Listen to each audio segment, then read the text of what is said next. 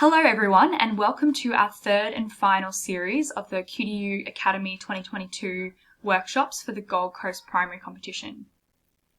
I'd like to congratulate everyone on their first two debates so far this season and for how far they've come in developing their skills. The topic we'll be focusing on for our final season debate is that we should ban pets. In this session, we'll be talking about reflecting on the first two debates. Then we'll move on to discussing the context for this third debate, how to set up and brainstorming points, and then I'll give a few activities for structuring points, and finally we'll end on some tips for the debate. You might remember from our last session that I introduced these 5 reflection questions, and I encourage you to pause the video and think these questions through and reflect on your season so far. But in particular, I want to focus on these 2 questions. Firstly, what have I improved so far? And secondly, what is my goal for the final debate? So going back to the previous questions for a second, you might recall that the 4th question was, what can I improve? And I'd like you to think about, in particular, whether you've managed to put that into action. So whether you wanted to focus on speaking for a longer time or rebuttal, I'd like you to think about whether you've managed to improve that so far. And if you have, I think it's really important to acknowledge your efforts and to appreciate how far you've come. And even if you haven't achieved that goal so far and you haven't managed to make that improvement, it's still really important to think about the improvements to your speaking and how you've been able to learn more things across the season. So that comes into the first question about what you've improved so far. Think about the improvements you've made. And secondly, if you still have improvements that you'd like to make, think about what your goal for that final debate is. That might be to speak for longer. It might be to have more eye contact. If you're not going to be speaking in the debate, it might be to brainstorm a certain number of rebuttal points to help your team out. Whatever it is, it'd be a good idea to write down that goal. And then, once you've written down that goal, to think about, what can I do to help me achieve that? So that might be to talk to your teacher, your parents, your friends, and see if there's anything they can do to help you. It might be to send an email through to the QDU and to ask if there's any more resources that you need, or it might be something that you can put a plan in place yourself. So I'd encourage you to pause the video now and write down, what have I improved so far, and what is my goal for the final debate? Fantastic. Now that we're done reflecting on the season so far, let's move on to talking about the third debate. Let's discuss the context. You might be surprised to learn, but 61% of Australians have a pet. And that equates to 29 million pets in Australia in total, which is more than the total number of people, which is approximately 25 million. Of those 29 million pets, there are 40% of those pets are dogs, 27% are cats, 11% are fish, 9% are birds, 3% are small mammals, that's things like guinea pigs or mice, 2% of Australian pet owners own reptiles, and the remaining 2% of those pets come from horses, goats, cows, alpacas, and hermit crabs. So it's interesting to know that a lot of people in Australia have pets. I've pulled some articles from different newspapers to give us a bit of an understanding about what's happening in the debate around pets at the moment. So pets are very common in Australia, as we've learned, and also around the world it's quite common for people to own a pet. However, there are some countries where that is on the decline. So in Iran, they're currently looking at introducing laws that would make pet ownership very difficult and would restrict the number of people who are able to own a pet to the few who are able to obtain a special permit from the government, which will be quite expensive, and there will be a limited number of them.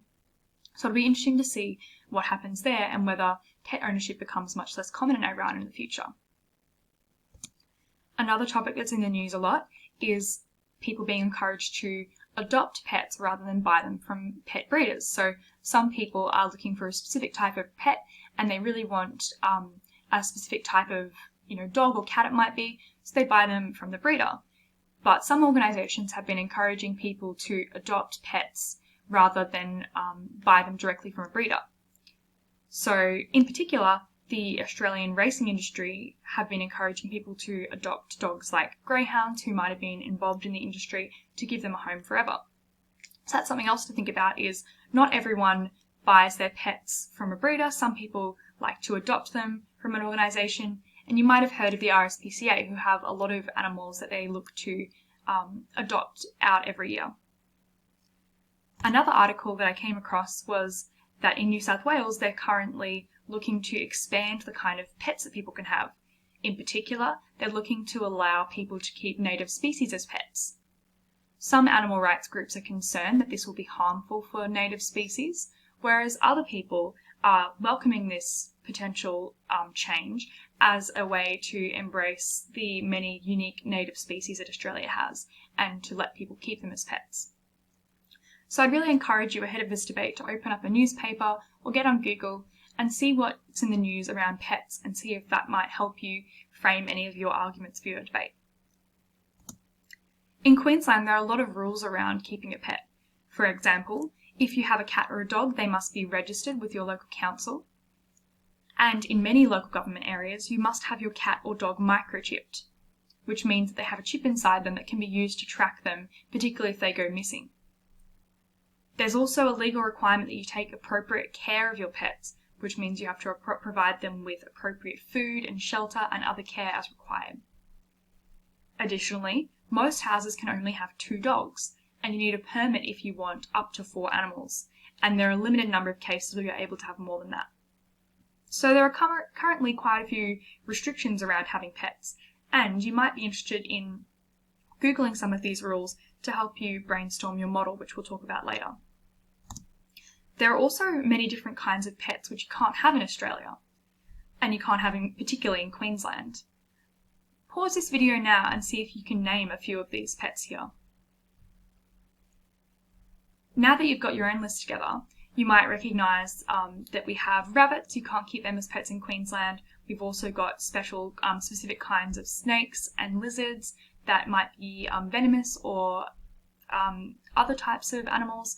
We've also got animals like bats and possums that you can't keep as pets. Now that we've written a list of those, I'd like you to pause the video and ask yourself the question, why do you think these pets are prohibited? Now that you've written your own list, some of the reasons you came up with might include that they're endangered. So some animals that are endangered aren't allowed to be kept as pets because this could reduce the number of animals out in the wild and could have negative impacts on them. Some of the animals, if they're kept as pets, might have a negative impact on native animals or the environment around them. So for example, you can't keep rabbits as pets in Queensland, one of the reasons being that they produce large numbers of offspring and this could be damaging for the environment. In some cases, you can't keep pets because they're dangerous for humans. So in the case of bats that might have different diseases that could be dangerous for humans, as well as venomous snakes and particularly dangerous reptiles. Another reason you thought of might be that it can be unfair to some animals. So you can't keep animals like tigers as pets in Queensland because that might be cruel to them. It's important to think about the reasons why we allow people to have certain types of pets and not others, as this could help you brainstorm arguments about whether we should be really having any pets at all. Now that we've thought about the different kinds of pets that you might be able to have in Queensland, let's move on to defining the topic. The key words to think about in this topic are ban and pets. Now I'd like you to pause the video and write a sentence down which, once you're finished, should read that we define the topic as that we should ban, which means, pets, which means. So pause the video now and write that topic definition down. Fantastic. Now that we've defined the topic, let's move on to the model, which is important for the setup. As you might recall from our first debate in the season, a model goes in a policy or should debate. And these are a plan for how you are going to implement the topic. For example, if we had the topic that we should ban zoos, you would have a model. A model might be that we should make zoos illegal and release all zoo animals to nature reserves without cages. Good models are really clearly related to the topic, and you refer to them back throughout the debate. So, for example, it's not just something your first speaker says, but it's something that is related to every speech in the debate, and you might mention throughout your rebuttal or throughout your substantive material. Good models are also quite short and to the point, so they don't go on for too long. When you're brainstorming your model for our debate that's coming up, you might like to think, if you're on the affirmative team, of questions like, when you ban pets, what will happen to the existing pets? Where will they go? You might also consider if you'll have a punishment for people who have pets.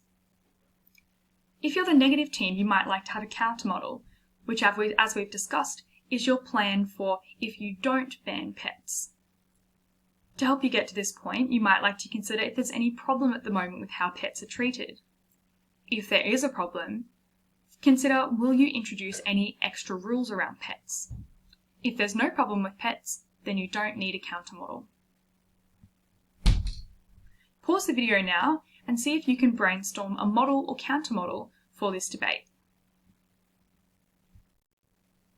Wonderful. Now that we've brainstormed a model or counter model, let's move on to thinking about point ideas. So the next step is to brainstorm arguments for the affirmative or negative team. As you brainstorm these arguments, I like to encourage you to think about who the different stakeholders you should care about in this debate are. So this is the different people who are affected by the topic and that are important in the debate. So pause this video now and take a moment to write down, see if you can think of the different stakeholders, and think of 4 arguments for the affirmative team and 4 arguments for the negative team. Once you've got a list of arguments ready, I'd just like to remind you about structuring your argument. So as you've seen throughout the season, it's really important for your argument to have a point, explain the point, which is the most important part of the point, then you give an example to support the point, and link it back to the topic. To practice this, I've brainstormed a few statements that we'll be using in the live session that I'd encourage you to try and practice structuring arguments around. I'd encourage you to take each of these statements and think about what your personal opinion on it is. So we've got the statements that pets are a waste of money, that dogs are better than cats, and that students should be allowed to bring their pets to school. So for example, if you were to pick the first statement, that pets are a waste of money, you might say, my opinion is that pets are not a waste of money. The reason for this is that they provide hours of entertainment for their owners and that they teach valuable lessons to children about responsibility.